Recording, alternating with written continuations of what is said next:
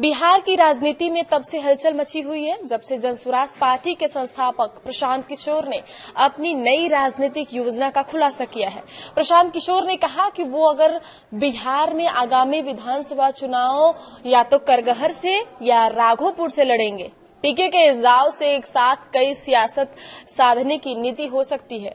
बता दें कि राघोपुर से राजद यानी आरजेडी नेता तेजस्वी यादव 2 बार जीत चुके हैं और इस बार भी वहां से वो फिर किस्मत अपनी आजमा सकते हैं। ऐसे में प्रशांत किशोर की यह चुनौती तेजस्वी यादव के लिए मुश्किलें खड़ा कर सकती है। इतना ही नहीं, राघोपुर के जातिगत समीकरण और प्रशांत किशोर की रणनीति बिहार के चुनौती नैरेटिव को बदल सकती है। बिहार की राजनीति के जानकार भी मानते हैं कि अगर यह सियासी जंग हुई तो बिहार की राजनीति में एक नया मोड़ ला सकती है। राघोपुर वैशाली जिले में है और हाजीपुर लोकसभा क्षेत्र का हिस्सा है।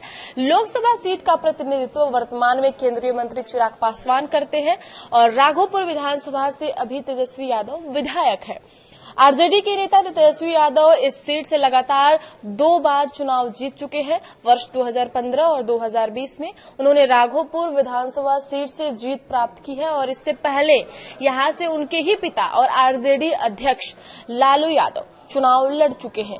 अब प्रशांत किशोर ने यह ऐलान करके कि वो राघोपुर से भी चुनाव लड़ सकते हैं, आरजेडी की रणनीतिकारों की टेंशन बढ़ा दी है। आपको बताते चले कि यह सीट आरजेडी का गढ़ जरूर है, लेकिन वर्ष 2010 में इसी राघोपुर सीट से जेडीयू उम्मीदवार सतीश कुमार राबड़ी देवी को हरा चुके हैं। राघोपुर से एक बार फिर चुनावी लड़ाई की तैयारी कर रहे तेजस्वी यादव के सामने चुनावी मैदान में प्रशांत किशोर के आने के सुगबुगाहट भर से आरजेडी खेमे की टेंशन बढ़ गई है। इसके पीछे की सियासी वजह यह है कि लालू परिवार और आरजेडी का मजबूत किला होने के बावजूद बीते 4 चुनावों में यह मुकाबला कड़ा रहा है और जीत का अंतर कभी ज्यादा नहीं रहा।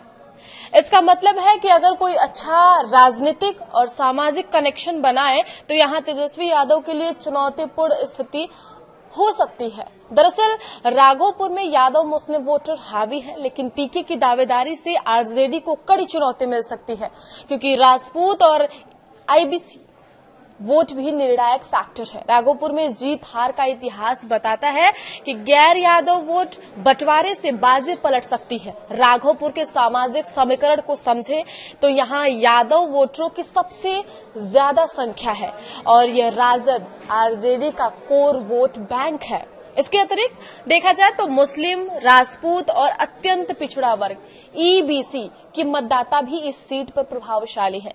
जातिगत समीकरण के आधार पर यादव और मुस्लिम वोटर जो हैं वो लगभग 40% है, जो तेजस्वी यादव की जीत की आधार को मजबूती देते हैं। हालांकि 15 से 20% राजपूत है और 25% ईबीसी मतदाता मिलकर आरजेडी के समीकरण को चुनौती देने का दम रखते हैं। प्रशांत किशोर ब्राह्मण समुदाय से हैं और ऐसे में राजपूत और अति पिछड़े वोटरों को लुभाने की कोशिश वो कर सकते हैं। वर्ष 2010 में नीतीश कुमार की जेडीयू के सतीश कुमार ने राबड़ी देवी को हराकर दिखाया था कि यादव बहुल सीट पर गैर यादव वोटरों का गठजोड़ आरजेडी को चुनौती दे सकता है। पिछले चुनावों में जीत हार का जो अंतर है वो राघोपुर में पिछले 4 विधानसभा चुनाव परिणामों पर भी गौर करना आवश्यक हो जाता है। वर्ष 2005, 2010, 2015 और 2020 में राघोपुर में जीत हार का जो अंतर है वो अलग अलग दिखाई दे रहा है।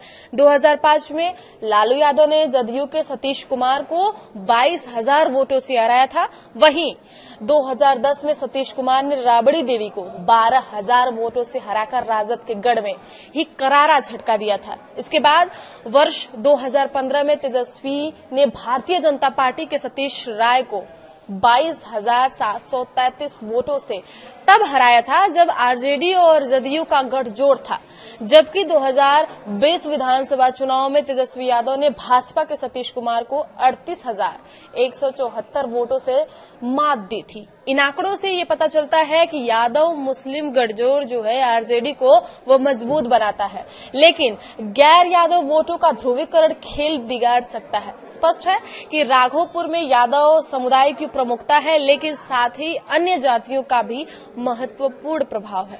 चुनावी रणनीति के लिए अन्य वर्गों के वोट बैंकों को साधना भी जरूरी हो जाता है। तेजस्वी यादव को हमेशा यादव वोट बैंक का भरोसा रहा है, लेकिन प्रशांत किशोर की रणनीतिक समझ के साथ इस क्षेत्र के गैर यादव वोटर भी प्रभावित हो सकते हैं। प्रशांत किशोर की जन स्वराज पार्टी बिहार में तीसरे विकल्प के रूप में उभरने की कोशिश कर रही है। ऐसे में प्रशांत किशोर की जन स्वराज पार्टी की नीतियां और विकासवादी एजेंडा उन्हें युवा और गैर परंपरागत वोटों के बीच लोकप्रियता बना रहा है। इसी बीच प्रशांत किशोर की राजनीतिक योजना की वे राघोपुर से विधानसभा चुनाव लड़ सकते हैं सीधे तौर पर तेजस्वी यादव की नींद उड़ा देने का वाला कदम माना जा रहा है।